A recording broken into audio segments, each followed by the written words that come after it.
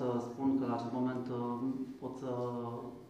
pot să fac acest lucru fără niciun fel de reținere, deoarece la acest moment ZAP încă este operator de telefonie mobilă și faptul că are acționar comun cu acționarul Cosmote și faptul că are management comun cu managementul Cosmote nu înseamnă că este operator identic și că a existat o fuziune acceptată la acest moment între ZAP și Cosmote. De asemenea, m-a încântat foarte mult prezentarea celor de la RDS, care, după cum bine ați observat, ei sunt sau au fost până la acest moment motorul prețurilor scăzute în piața românească, un lucru într-adevăr care prezintă două tăișuri, deoarece prețul scăzut la produse se reflectă în investiții care sunt scăzute, iar o industrie telecom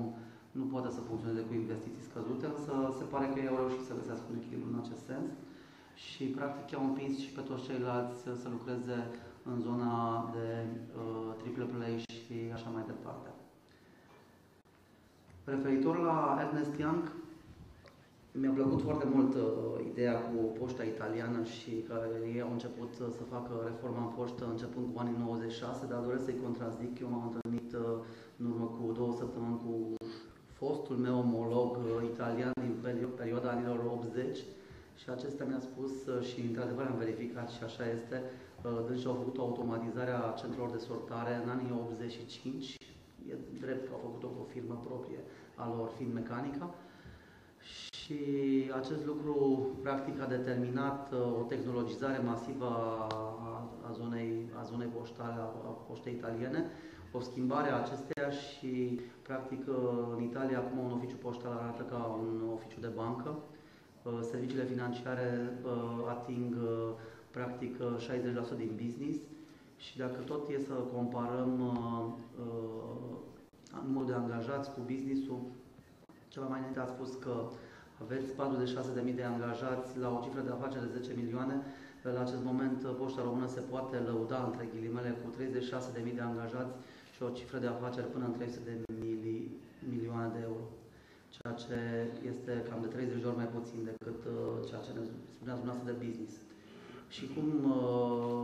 la business înseamnă foarte mult profitul și vizibilitatea și cash-ul colateral al companiei, nu este extrem de important ce produci înăuntru, este important ceea ce realizezi pe final.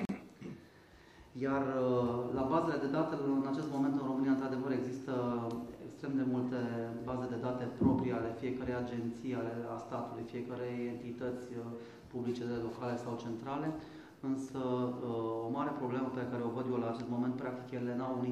aceste baze de date n-au index comun, n-au identificator comun.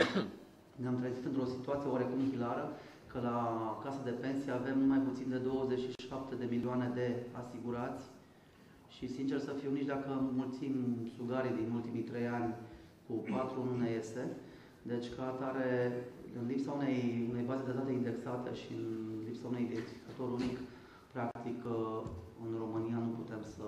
facem ordine în toate bazele de date, chiar dacă le vom pune împreună. Deci, practic, va trebui un efort comun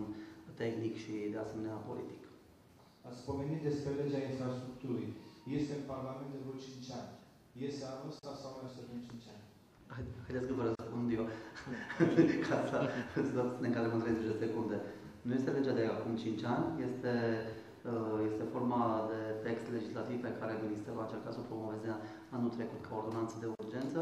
însă odată cu evenimentele politice de anul trecut am considerat că împreună cu sprijinul colegilor parlamentari vom reuși să o împingem spre o adoptare rapidă. Eu sper că până la sfârșitul lunii august să fie publicată în monitor oficial